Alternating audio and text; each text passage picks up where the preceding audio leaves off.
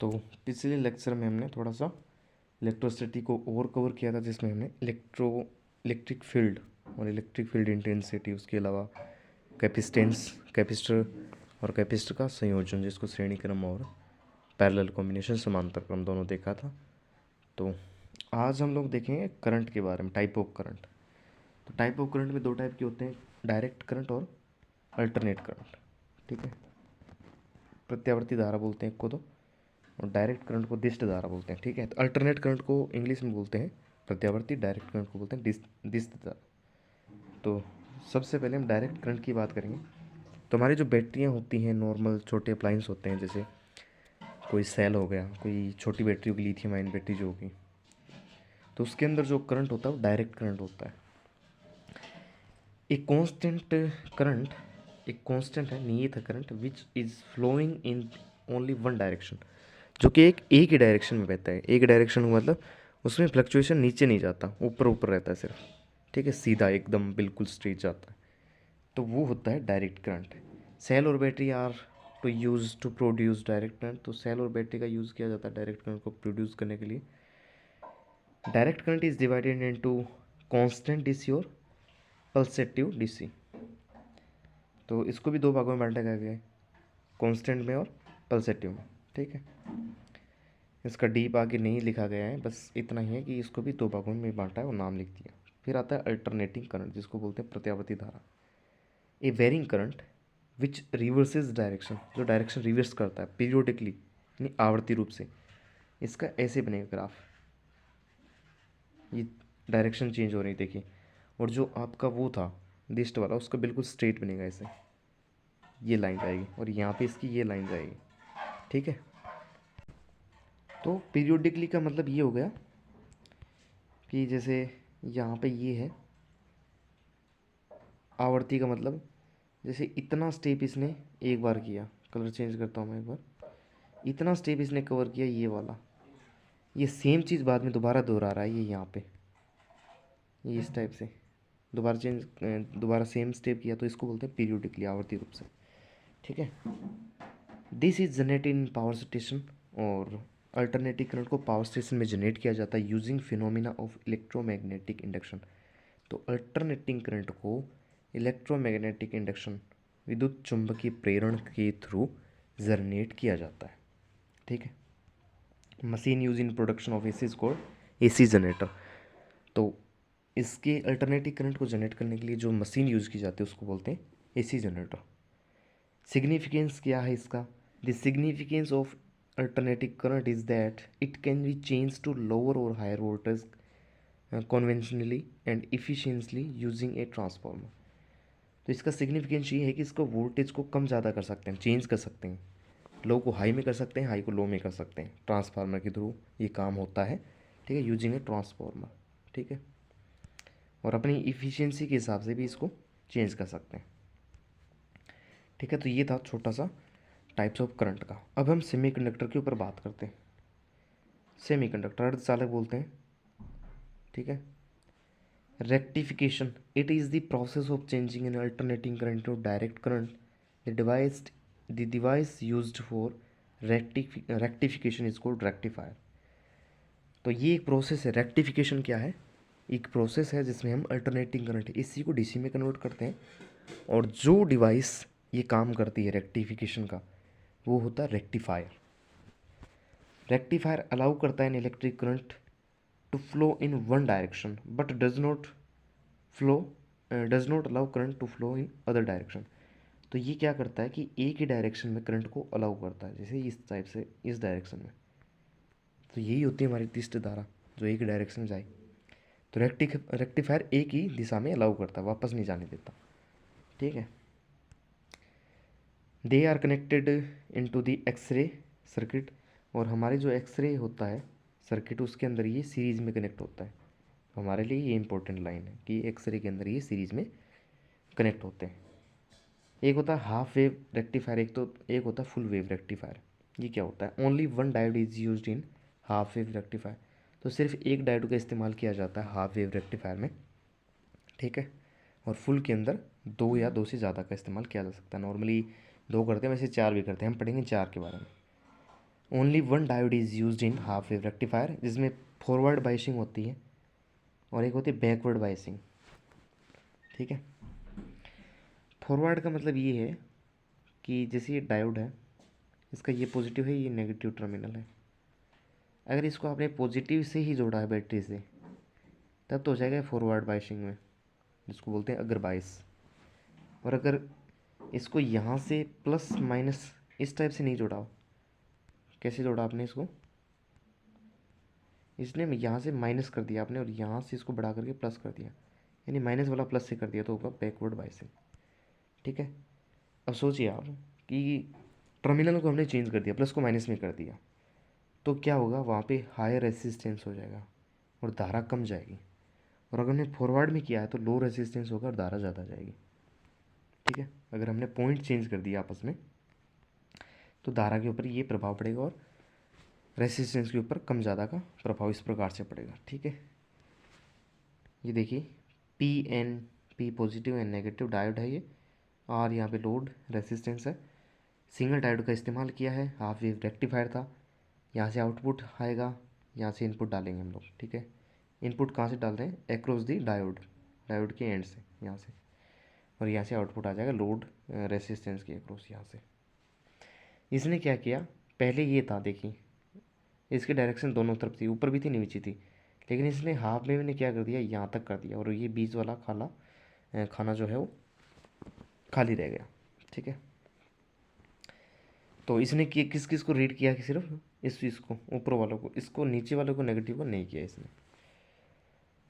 PN junction diode can be used for rectification, तो PN junction diode को use किया जा सकता है रेक्टिफिकेशन के अंदर। In half wave rectifier output a single diode is used, half wave rectifier के अंदर सिंगल डायोड का यूज़ किया जाता है। And alternating voltage is applied to the diode as input, alternative current यानी एसी कहाँ से डालेंगे, इनपुट से रही, यहाँ से मैंने आपको बताया था अभी, यहाँ पे इनपुट डालेंगे, एक सेकेंड, यहाँ पे इनपुट डालेंगे, यहाँ से आउटपुट लेंगे, तो इनपुट कहाँ से डालेंगे, डायोड के अक्रॉस डालेंगे, and output obtain across the resistance. When the plate is positive the diode will allow the current to flow, तो अगर प्लेट पॉजिटिव है तो डायोड अलाउ करेगी करंट को फ्लो होने के लिए। When the plate is negative the diode does not allow, plate negative होगी तो उसको अलाउ नहीं करेगी। Therefore the diode will allow the current only during those half cycle. इसका कहने का मतलब ये है कि प्लस प्लस वाले को तो उसने ले लिया, ऊपर वालों को, नीचे वाला जो माइनस था यहाँ पे इस टाइप से, इसको नहीं लिया इसने। तो उसने क्या किया कि प्लस प्लस वाला को तो दिखा दिया उसके अंदर, इस टाइप से प्लस वाला को दिखा दिया, नेगेटिव को नहीं दिखाया। During half cycle when the plate is positive hence the output current is always in one direction and fed to the exit tube.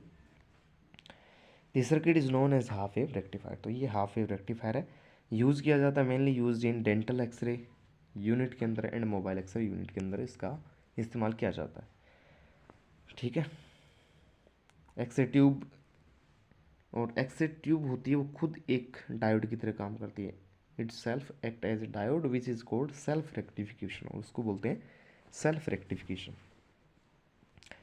फिर आता है फुल वेव रेक्टिफायर, यहाँ पे हमने 4 डायोड को इस्तेमाल किया। ठीक है, तो देखिए यहाँ पे ये जो दूसरा था नेगेटिव, उसको भी इसने पॉजिटिव कर दिया, ये देखिए इसको इसने पॉजिटिव कर दिया, वहाँ पे तो खाली हो गया था ये वाला सेक्शन, पर यहाँ पे पॉजिटिव हो गया। यहाँ पे 4 डायोड का इस्तेमाल किया गया, डायग्राम को याद रखना है।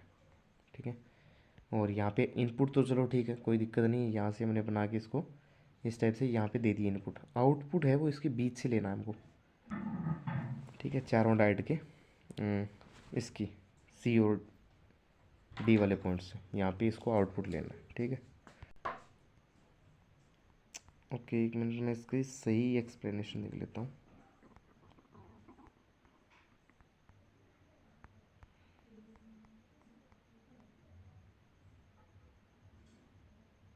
ओके, तो यहाँ पे डायग्राम देख लीजिए, फिर इसकी एक्सप्लेनेशन मैं आपको बताता हूँ। इनपुट में मैंने आपको बता दिया, फ्लक्चुएटिंग डाल रहे हैं, एसी डाल रहे हैं, आउटपुट हमको एक डायरेक्शन में मिल रहा है। ठीक है, अब यहाँ से देखिए, we need a rectifier which will use the full cycle of the input AC voltage, कि हमें एक ऐसा रेक्टिफायर चाहिए जो कि पूरे के पूरे एसी के साइकिल का इस्तेमाल कर ले, कुछ छोड़े नहीं उसमें से। This is possible by having two और मोर नंबर ऑफ डायोड। और ये कब पॉसिबल होगा, जब हम दो से ज़्यादा का इस्तेमाल करेंगे, दो या दो से ज़्यादा डायोड का इस्तेमाल करेंगे। The alternating voltage applies between A and B and the output is obtain across the resistance R. ठीक है, अल्टरनेटिंग वोल्टेज ए और बी पॉइंट पे मैंने आपको बताया था, यहाँ पे ये ए और हाँ, तो ये क्या हो गया कि इनपुट को ए और बी से यहाँ से लेंगे हम सिरों से, ये ए सिरा ये बी सिरा, इनपुट को यहाँ से देंगे, आउटपुट को यहाँ से लेंगे सी और डी सिरे से, एंड द आउटपुट ऑब्टेन कहाँ से, रेसिस्टेंस करेगा। When and A is positive, यानी जो ऊपर वाला सिरा था, डायग्राम के अंदर चलते हैं, पहले आप डायरेक्ट डायोड का कनेक्शन देखिए, आप ये पॉजिटिव कर रखा भी, यहाँ पे देखिए ये पॉजिटिव है तो ये कौन से बायस में आएगा, फॉरवर्ड में आएगा।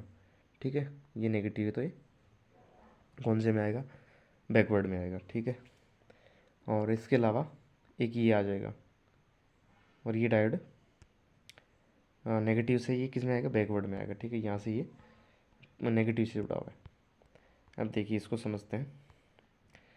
सिंस सॉरी वेन, जब ए को पॉजिटिव से कनेक्ट करें तो D1 and D3 will conduct the current, क्योंकि दोनों के दोनों वो किस में है, फॉरवर्ड में, इसलिए वो कंडक्ट करेंगे करंट को।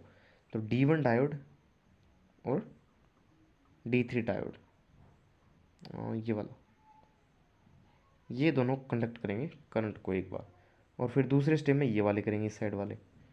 ठीक है, since diode D2 and D4 are reverse bias they do not pass current.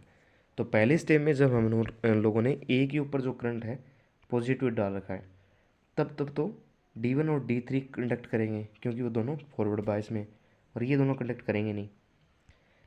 वो कब करेंगे, during the next half cycle, अगले हाफ साइकिल के अंदर हमने क्या किया कि ए को कर दिया हमने नेगेटिव, ऊपर वाले को नेगेटिव कर दिया, एंड बी को कर दिया पॉजिटिव। अब क्या होगा, ये दोनों वाले करेंगे, D2 और D4, D1 और D3 नहीं करेंगे अब की बार। तो now the diode D2 and D4 is conduct the current and flow the through resistance, or D1 and D3 are reverse bias, they do not pass current, thus the current flows the resistance during full cycle of the input voltage। तो क्या हो गया कि एक बार तो हमने ए को positive किया हाफ साइकिल के अंदर, जिसमें D1 और D3 ने कनेक्ट कर लिया पहले राउंड में, ये पॉजिटिव था ए। दूसरे में ए नेगेटिव था तो किसने किया, D2 और D4 ने कर लिया। तो हाफ साइकिल में दोनों ने कंप्लीट कर लिया, इसलिए फुल साइकिल में मिल के आ गया। Also the current is always flowing in the same direction from C to D। Output वाला तो हमें C से D मिलेगा, उसकी कोई टेंशन नहीं है। Current is always flowing in the same direction, hence the current is called full wave rectifier. उस सर्किट को क्या कहेंगे, सॉरी, इस सर्किट को कहेंगे full wave rectifier. It is mainly use with rotating anode. एक होता है स्टेशनरी एनोड, एक होता है रोटेटिंग। स्टेशनरी एक जगह पे रहता है, रोटेटरी मतलब चेंज होते रहते हैं उसकी डायरेक्शन, रोटेट होता है वो। तो यहाँ पे यूज़ करेंगे हम कौन सा, फुल वेव रेक्टिफायर रोटेटरी के अंदर। X-ray tube, the X-ray tube is connected across the,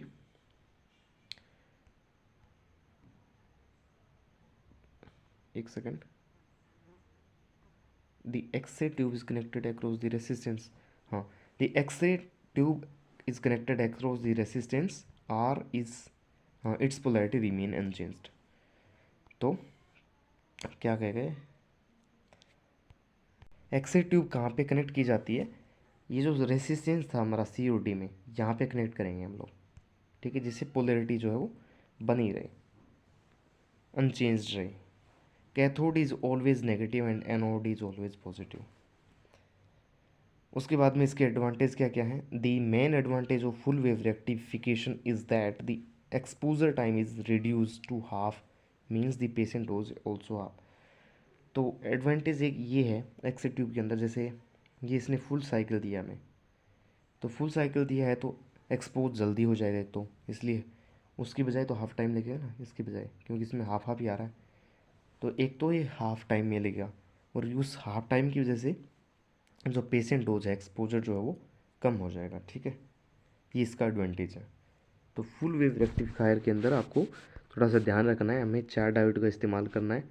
D1 D2 यहाँ रखने, D3 D4 यहाँ रखने। ठीक है, एक second sorry, D1 D3 D2 D4 इस टाइप से रखने हैं, ठीक है। ए पॉजिटिव, ऊपर वाला सिरा ए एक बार पॉजिटिव बी, तो हाफ साइकिल के अंदर इसको पॉजिटिव रखना है, इसको नेगेटिव रखना है, अगले हाफ साइकिल के अंदर इसको नेगेटिव इसको पॉजिटिव। डायोड को आपको याद रखना है, D1 का कॉम्बिनेशन D3 के साथ होगा, D2 का कॉम्बिनेशन D4 के साथ होगा। एक बार इसको फॉरवर्ड करा देना है, इसको बैकवर्ड, दूसरी बार दूसरे साइकिल के अंदर इसको फॉरवर्ड करा देना है, इसको बैकवर्ड में रखना है, ठीक है। ये फुल वेव रेक्टिफायर है, यूज़ इसका बता दिया, रोटेटरी एनोड के अंदर इसके इस्तेमाल किया जाता है, ठीक है। और यहाँ पे उसको लगाते हैं रेसिस्टेंस के अक्रॉस, ताकि उसकी पोलैरिटी वो अनचेंज रहे, ठीक है। तो ये था आज का क्लास, और यहाँ पे हम लोगों ने पढ़ लिया है यहाँ तक रेक्टिफिकेशन, एक इम्पोर्टेंट पार्ट था जिसमें दो है, half wave full wave. Next class में हम लोग इलेक्ट्रोमैग्नेटिक इंडक्शन, और इसके अंदर एक इम्पोर्टेंट टॉपिक है ट्रांसफार्मर, वो ट्रांसफार्मर इसके अंदर हम लोग कवर करेंगे, ठीक है। तो आज के इस वीडियो लेक्चर में यहीं पे रखते हैं इसको, और मिलते हैं नेक्स्ट लेक्चर में। Good bye.